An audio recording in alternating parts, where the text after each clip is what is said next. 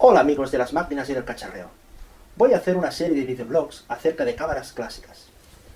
Ya tengo a mi disposición esta primera cámara. Es una Contarex de Carl Zeiss.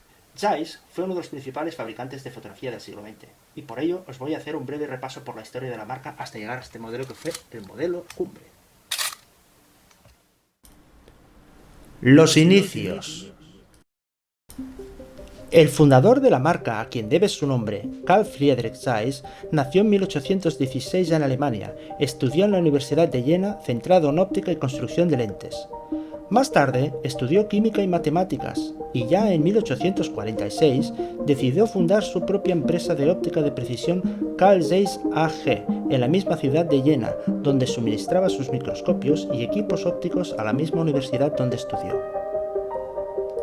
La calidad de sus productos era muy buena, y eso le hizo ganar una buena reputación. Gracias a sus estudios en matemáticas, pudo diseñar sus lentes de manera más eficaz que con el método de ensayo y error. De esta manera, ahorraba tiempo en gran medida. Su asociación con el Dr. Abbe y el Dr. Schott les llevó a producir unos microscopios compuestos de gran calidad que revolucionaron el mercado. Tras la muerte de Carl Zeiss en 1888, Abbe se quedó con las acciones cedidas por el hijo de Carl Zeiss. Abbe fundó la Carl Zeiss Stiftung, que era propiedad de Carl Zeiss AG. Creó lentes donde aplicó sus estudios para reducir la aberración cromática con el uso de fluorita, la difracción en aperturas grandes de diafragma, el efecto coma y la aberración esférica. A principios del siglo XX se introdujo en el mundo de la construcción de objetivos y máquinas fotográficas con la adquisición de Palmos. El logo de la marca, creado por Quickham en 1904, representa la lente doble de un objetivo acromático. A lo largo de las dos primeras décadas del siglo XX, con la fusión y agrupación de otros fabricantes de cámaras, Carl Zeiss llega a ser el mayor fabricante del mundo.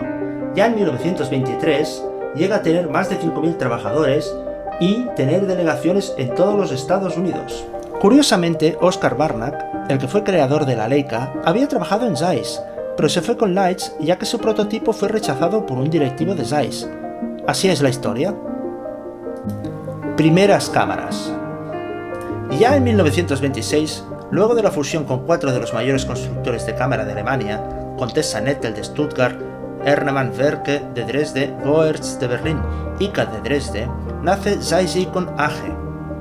Y en 1929 aparece la saga Ikonta de formato medio y luego la Icoflex como respuesta a las cámaras de doble lente Rolleiflex y Rolleicord, que se produjo hasta 1960. La cámara de placas estaba siendo reemplazada por el rollo de película 120. Esto permitía cámaras muy portátiles como la Super Ikonta de objetivo plegable de fuelle y obturador claro central, que ganó mucha popularidad.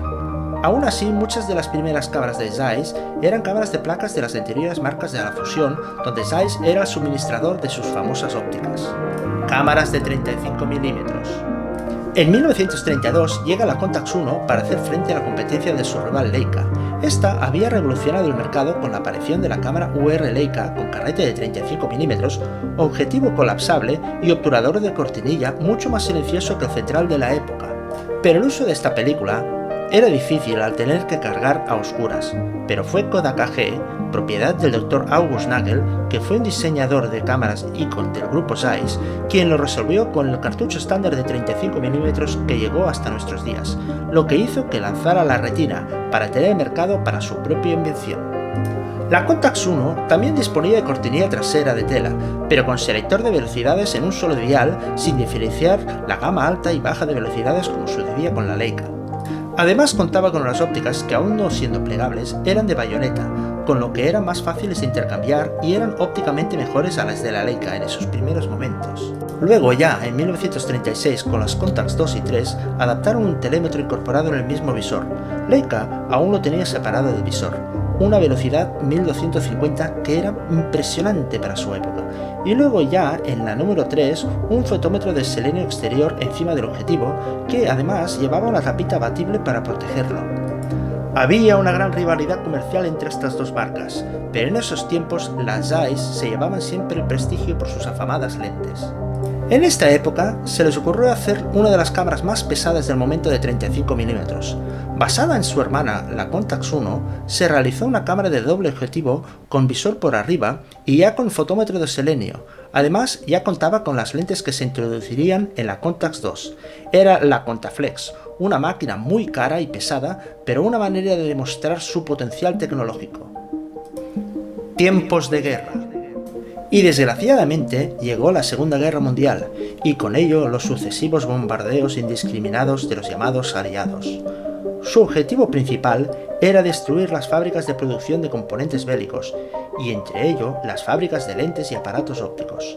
Pero lo sucedido en Dresden, con las bombas incendiarias, no tiene explicación alguna con respecto a los daños a los civiles. La fábrica de Zeiss en esta población quedó particularmente dañada. Alemania, luego de la contienda, fue dividida en dos partes finalmente. En la zona este, traspasada a los soviéticos, estaban básicamente las fábricas de Zeiss de Jena y Dresde. El nuevo régimen las desmanteló para trasladar su producción a Kiev, donde hicieron copias de las Contax llamadas Kiev.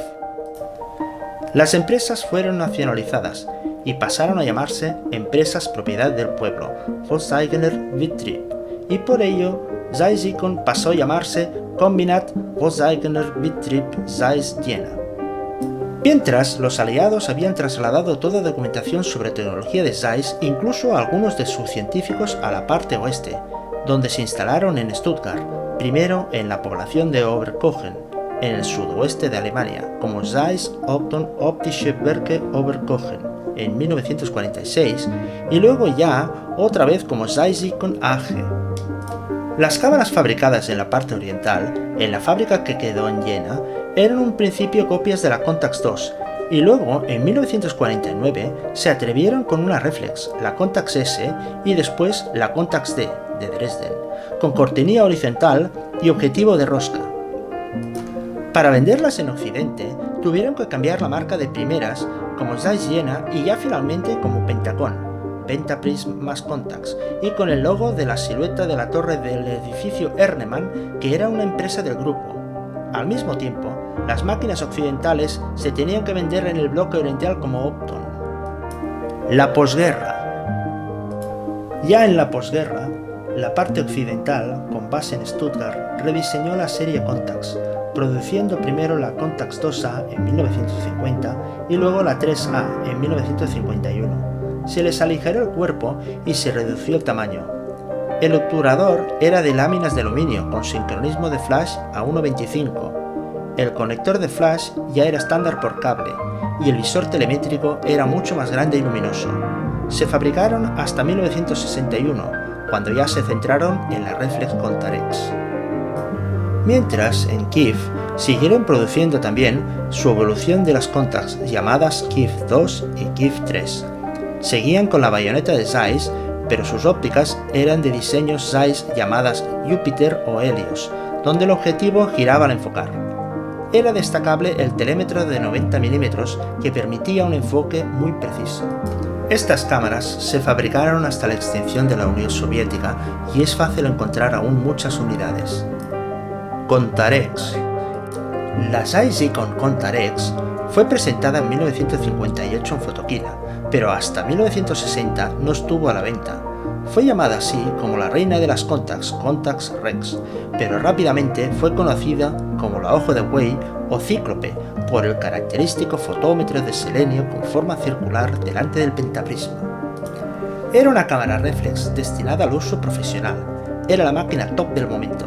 Tenía un peso, según fábrica, de 910 gramos y estaba compuesta por más de 1100 piezas, por lo que era de una gran complejidad tener que repararla. Fue la cámara que marcó el máximo exponente de la marca, pero también el principio del final. A esta cámara le dedicaremos un vídeo en detalle y repasaremos también todas las características y en otro vídeo obtendremos imágenes con distintas ópticas y entornos para probarla a fondo. Carl Zeiss tenía las mejores ópticas y mecánicas del momento, pero estaban llegando los años 70, el mundo estaba cambiando y la gente pedía tecnología electrónica. Y en este sentido, los señores de Zeiss llegaron tarde, con lo cual, luego de una alianza con Yashica, en 1975 la marca como tal desapareció. Y hasta aquí, un breve repaso por la historia de la marca Carl Zeiss, posiblemente una de las mejores marcas de fotografía del siglo XX. Ya sabéis, si os ha gustado el vídeo, le dais un like, y si queréis también os podéis suscribir, y pronto tendremos más vídeos sobre cámaras clásicas. ¡Un saludo!